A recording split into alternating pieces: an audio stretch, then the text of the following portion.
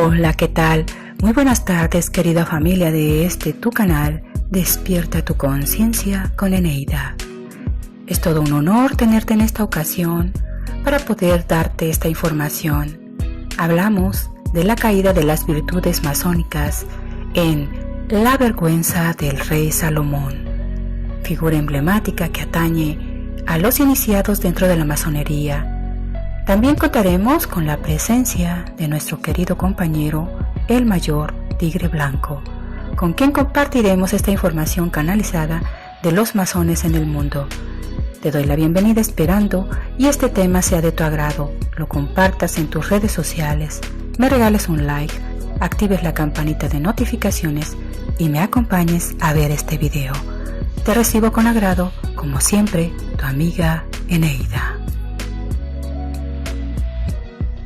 Bien amigos, sabemos que al rey Salomón se le confirió el cubo Ágata con el que se dio inicio a la serie de iniciaciones a través de la historia de los masones. Pero hoy descubriremos el por qué los masones consideraron al rey Salomón como la vergüenza de la masonería. Así que abróchense los cinturones y acompáñenme a viajar por los inicios de la masonería en el mundo. Libro grado 14, gran elegido, perfecto y sublime masón, historia y moral del grado. El rey Salomón, renombrado por su sabiduría y por mucho tiempo el fiel servidor de Dios, no obstante haber presenciado que la gloria del Señor había llenado la casa de Dios y que Jehová se le había presentado en 2 veces, advirtiéndole de no servir a otros dioses, se volvió sordo a la voz del deber. Lleno de orgullo soberbio por la gloria que había ganado, vanidoso por su riqueza, intoxicado por las adulaciones, se olvidó de las lecciones que había enseñado a otros. Multiplicó el número de sus mujeres y concubinas, entregándose a un lujo indecente y desvergonzado. Se dio a las salamerías de hembras lascivas, construyó templos a los dioses de otras naciones, profanamente ofreció incienso que debía haber sido ofrendado solamente al verdadero Dios en el santo santuario del templo. Estos actos de su rey y gran maestro cubrió de vergüenza a todos los buenos masones y los llenó de aflicción. Muy lejos de seguir su ejemplo, se lamentaban de su fatuidad. Se dedicaron a educar sus propios hijos en los verdaderos principios de la virtud, señalándoles como advertencia la vida irregular, desordenada y desvergonzada que el rey y un ejemplo cómo debían evitarlo. Pero la gente conducida por el monarca frecuentaba los templos de los dioses falsos, haciendo sacrificios sobre sus altares y practicando todos los ritos indecentes y obscenos de la veneración a Moloch y Astarte. Los masones estaban desde mucho tiempo disgustados de esta invasión del vicio del mal, pero encontrando sus esfuerzos infructuosos y acordándose de los castigos que esto había traído por semejantes excesos y crímenes a sus antepasados, previeron la futura desolación de Jerusalén y la destrucción del templo, y que los descendientes de los judíos, un reducido pueblo, rodeado de enemigos, de entre las 2 poderosas monarquías de Egipto y Asiria, iba a expiar en la cautividad los monstruosos pecados de sus padres, y muchos de ellos, entre los sucesores de Salomón, huyeron a otros países para evadirse del desastre inminente. Ellos fueron forzados a ser extremadamente cuidadosos en la admisión de nuevos miembros en la orden masónica, siendo el único mérito para ser recibido las pruebas de calificación y el gran electo, perfecto sublime masón, especialmente, no debía dejar ingresar al grado a ninguno, sino después de largas e insistentes pruebas que el candidato hubiese demostrado ser digno y meritorio a tan alto honor. Después de la conclusión del templo, Muchos masones de los grados inferiores y algunos elegidos perfectos y sublimes masones se trasladaron a otros países extranjeros, le siguieron después de los excesos del rey y se hicieron intolerables, y en pocos años los arquitectos y los iniciados judíos podían ser encontrados en todas partes del mundo. Ellos admitieron a muchos en la orden, les hicieron conocer sus verdades y los instruyeron también en sus deberes. Por mucho tiempo fueron sabiamente precavidos para no admitir sino a personas apropiadas. Algunos más le siguieron después de que los excesos del rey se hicieron intolerables, y en pocos años los arquitectos y los iniciados judíos podían ser encontrados en todas partes del mundo. Ellos admitieron a muchos en la orden, les hicieron conocer sus verdades y los instruyeron también en sus deberes. Por mucho tiempo fueron sabiamente precavidos para no admitir sino a personas apropiadas que pudiesen apreciar los verdaderos fines y objetos del arte real. Pero gradualmente los grados inferiores de la masonería, los misterios menores, sus enseñanzas fueron degradando y los símbolos fueron de tal manera interpretados para acomodarse a la comprensión vulgar, extendiéndose de tal modo que las personas eran admitidas sin discernimiento, casi sin investigarla, y se olvidó de que la masonería no había sido establecida para ser popular, sino para crear una institución selecta y exclusiva. Hombres indignos fueron admitidos y personas sin mérito se fueron convirtiendo en ciegos instructores de los ciegos. Las ceremonias se convirtieron en triviales y las enseñanzas de las sabidurías de los antiguos sabios fueron reemplazadas por corrientes absurdos. Ya no era ningún privilegio ni señal de honor el ser admitido a misterios menores. Las disensiones dividieron a las logias, la ambición se introdujo en ellas, codiciándose los rangos y los títulos. Los secretos fueron vendidos por dinero y la masonería de la multitud cayó en un merecido desprecio. Pero los grandes elegidos, perfectos y sublimes masones evitaron estos errores mucho antes. Cuidadosamente escogieron sus secretos ante el vulgo, guardaban estricta vigilancia a la entrada de sus templos y rehusaron multiplicar sus iniciados. Se esforzaron en contrarrestar la decadencia de los grados fundamentales y rehusaron conferir cualquier otro grado superior al de maestro a aquellos cuya conducta era viciosa y antimasónica. Pero no pudieron cerrar sus puertas a las innovaciones y a las irregularidades. Los misterios continuaron degenerando y los abusos fueron epidémicos y contagiosos. A los candidatos se les admitía meramente para adquirir número o por el interés pecuniario. Se conferían los grados muy rápidamente, sin conocer al candidato de principio, ni el trabajo de los grados precedentes. Personas de poco intelecto y conocimientos afluían a la orden, denigrándola al nivel suyo. Otros ingresaban por pura curiosidad, desconsiderando por completo sus juramentos de ceremonias frívolas. Se multiplicaron, se inventaron nuevos grados y grandes agrupaciones de hombres, titulándose ellos mismos masones, alegaban un pretendido conocimiento de la verdadera palabra, sin poseerla, inventando nuevos ritos de manera que el templo de la masonería se convirtió en un sitio de contiendas y en una casa de debates. Esta es la historia eterna del desatino humano y la preocupación del presente es siempre hacer revalidar las sandeces del pasado. Si lo expuesto es solamente legendario con relación a la masonería hebrea, lo es histórico respecto a los misterios, todos los cuales cayeron en decadencia por la desordenada multiplicación de sus iniciados. Los crímenes y desatinos del pueblo hebreo produjeron sus naturales consecuencias. Inmediatamente después de la muerte del rey Salomón, su reino se dividió en dos, y 10 de las tribus eligieron para sí un rey que no era de su sangre. Israel, bajo los sucesores de Jeroboam, continuó decayendo hasta que el país fue subyugado y la gente llevada a cautiverio, de donde jamás regresaron, y hasta esos días no se sabe quiénes son sus descendientes ni a dónde se encuentran. Los descendientes de Salomón reinaron más tiempo sobre Judea, pero por fin en el reinado de Chadoeu, Nabukadnezar, rey de Asiria, conquistó Judea y Jerusalén fue destruida por Nabuzaradán, su general. El templo arrasado y los tesoros del templo, incluyendo las grandes columnas de bronce, Jaquín y Boaz, junto con la mayoría de la gente, fueron llevadas a Babilonia. Esto tuvo lugar 470 años después de la dedicación del templo.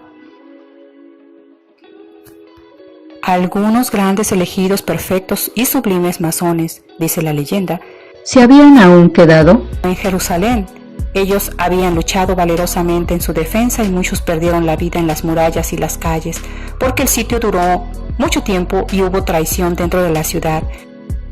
Después de que la ciudad fue tomada por asalto y se destruyó el palacio y el templo, ellos se recordaron que la bóveda secreta y del tesoro inestimable que contenía estaba aún ahí. Temieron que fuera descubierta y el tesoro iba a ser saqueado.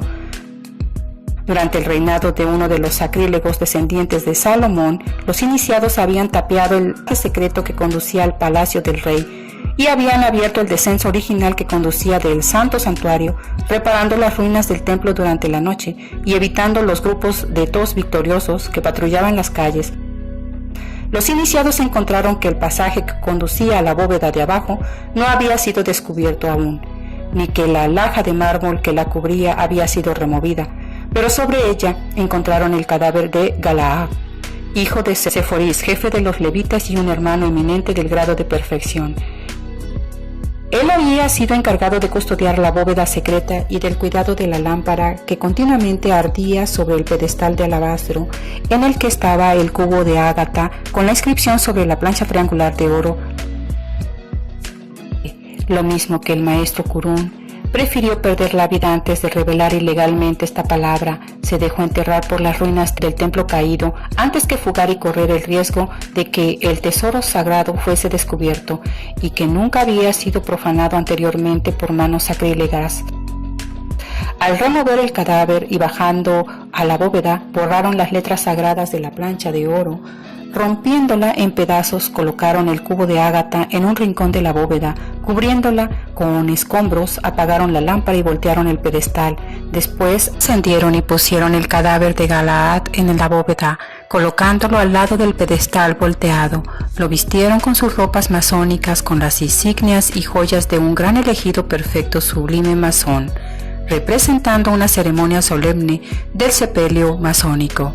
Entonces subieron a la superficie, colocaron nuevamente la alhaja de mármol sobre la entrada y amontonaron sobre ella piedras pesadas y vigas de madera para que no pudiese ser descubierta hasta cuando éste sea reedificado en el futuro. Ahora sí, amigos, es tiempo de dar paso a la participación de nuestro querido amigo y compañero, el Mayor Tigre Blanco. Mayor, sea usted bienvenido a esta su casa, le cedo los micrófonos y adelante con su canalización. Gracias, mi querida Neida, muy buenas noches. Es un placer estar aquí con ustedes, hermanos estelares, hermanos Urma, en esta tarde para platicar de las logias masónicas. El conocimiento es poder, y el poder que da el conocimiento es una responsabilidad que se tiene que llevar por buenos caminos y buenos enfoques. Y en base a esos conocimientos de los que hablamos están las logias masónicas, de esas personas que han formado a través de milenios, esas confraternidades en las que siempre han dicho o se han escudado en objetivos filantrópicos. Y es que el conocimiento, cuando no se expande y no se divide y se comparte, se pudre dentro del ser. Y el conocimiento no está peleado con la abundancia, pero sí está peleado con la espiritualidad cuando no se lleva a cabo como tiene que ser. En esta guerra hubo un evento que en el país canadiense se llevó a cabo por los hermanos Urma en combinación con otras razas de la alianza, cuando irrumpieron en los salones de estos masones y desmembraron varios de estos locales, de estas cavernas, de estos búnkers donde se llevaban a cabo ciertas prácticas, ciertos rituales no acordes para la raza humana. Y es que, como hemos dicho, el conocimiento no está peleado con la elevación, pero el lado oscuro y la baja frecuencia siempre nos desvían del camino. Es por eso que estas logias, esta confraternidad masónica formada en la Edad Media, que comenzó con los constructores, los albañiles, y con esa información que todo el mundo tiene de estos personajes que han adquirido conocimientos a través del tiempo, de alquimia, de astronomía, de astrología, de exopolítica y de todas formas de control, pero que solamente lo han hecho a manera de beneficiar a unos cuantos poderosos. Eso es lo que no se ha podido permitir y no se debe permitir en aras del beneficio de la humanidad y de la elevación espiritual. Es por eso que cuando un masón de grado 33 llega a grados de excelencia, inmediatamente es seleccionado por alguna otra asociación como los iluminoides, que ven el potencial de sus avatares y de sus marionetas para controlar a la población. Y en ese momento ese masón es jalado hacia sus filas para sus planes, que van más allá de tener conocimientos y de conocimientos filantrópicos, y van más allá a prácticas de magia negra por esos magos negros que a través del tiempo han abierto portales hacia entidades oscuras y regresivas en clubes como Bilderberg, como Bohemian Group, y que son lugares infestados de entidades del bajo astral y que responden a entidades arcontes dirigidas por las tres cabezas que han sido decapitadas de aquí de la tierra. Una de ellas, como es el conocido Baal. Entonces, en ese sentido, por eso han irrumpido estas hermanos Urma en comandos que han hecho una limpieza profunda, así como la limpieza subterránea de sacar niños del fondo y de ir depurando toda este sarro que corroe al alma, que corroe al cuerpo y que corroe al espíritu. Es por eso necesario saber que la masonería sí puede tener un fin filantrópico y un fin espiritual, pero siempre y cuando sea encaminado al servicio a la humanidad. Y eso es lo que, como en tantos otros rubros de la sociedad, se tiene que ir modificando. Por eso, a nivel militar, tenemos organizaciones como Dragón Blanco, que trabaja en las más altas esferas del poder militar, como es MI6 británico, como es FSB ruso, a través de asociaciones como la Yakuza japonesa y las redes chinas, que son órganos claves para el control de la política terrestre. Así, la Federación no puede intervenir directamente en asuntos que conciernen a nosotros como seres encarnados, como semillas estelares, que somos responsables de ese cambio, pero sí proveen las herramientas y los medios para que nosotros podamos lograr por fin esa limpieza energética, espiritual, desde cada uno de los puntos. Y es así como los Urma, con mano firme y con mano de justicia, han logrado llevar a cabo la limpieza de esas entidades que interactuaban de manera enferma y adversa en estas logias. Pero todas aquellas logias que sí se preocupen por difundir los conocimientos gnósticos, esas avanzarán en el sentido espiritual y en el sentido de avance para la vida humana. El poder de las logias masónicas que ha ido acumulando a través del tiempo y a través de los milenios, estas sociedades que fabrican y producen a los más grandes directores de la humanidad, están en todas partes del mundo, y en México no es la excepción. En México, algunos de los presidentes que han dirigido la nación han pertenecido a la logia masónica. Y es aquí cuando estos dictadores y cuando estos seres, estos humanos de gran capacidad militar, estadista, empiezan a gobernar sobre la humanidad y empiezan a ser unos completamente inhumanos e insensibles seres que rigen las conciencias y que frenan el avance espiritual, sustentados por el poder de las razas extraterrestres, como en este caso el poder sustentado por las castas Anunnakis en México. Y es que presidentes como el general Díaz, un militar de pura cepa, un gran general que llevó a una nación a un avance tecnológico para su época,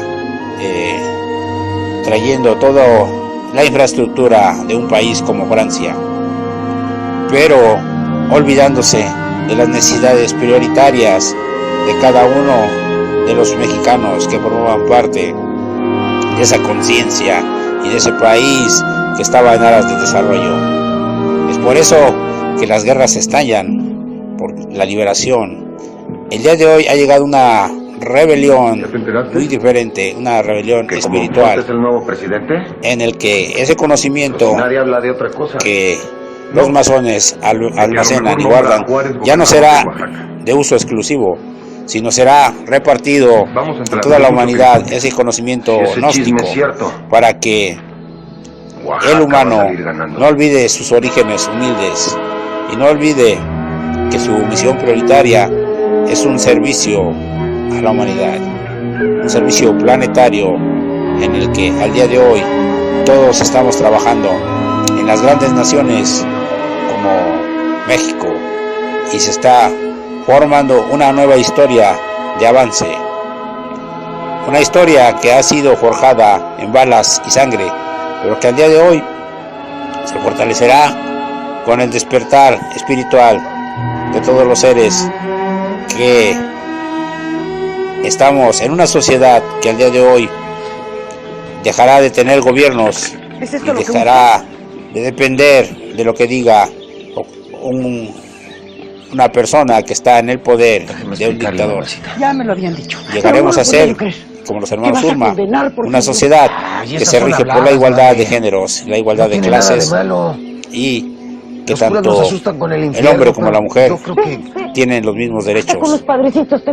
Para eso estamos aquí, para hacer ese cambio desde cada uno de los países de América Latina, desde los países que amamos, como amamos a la tierra, como amamos México y como amamos toda América Latina y toda Gaia. Un abrazo de luz a la distancia. Muchísimas gracias, Mayor, por darnos todo este conocimiento acerca de las logias masónicas en el mundo. Espero su próxima participación en nuestro canal y le deseo bendiciones. Gracias. Amigos, es necesario darnos cuenta de que los principios básicos de la masonería como tal, desde los tiempos de Enoch, fueron realmente buenos, y esa fue siempre la intención, pero hay que tomar en cuenta hasta aquí que debido a toda la corrupción que se llegó a dar desde la muerte del rey Salomón y su vida, todo lo que hizo, ha traído toda esta serie de conceptos equivocados que se tienen acerca de la masonería. Corresponde aquí a cada quien actuar bajo los propios principios de honor, virtuosidad y rectitud que se buscó instaurar en el ser humano. Hasta aquí dejamos este tema, espero y te haya gustado, lo compartas en tus redes sociales, me regales un like, actives la campanita de notificaciones y me acompañes en mi siguiente edición. Te mando un gran abrazo de luz sanador y protector para ti y los tuyos. Me despido de ti, nos vemos hasta la próxima, como siempre tu amiga Eneida. Bye.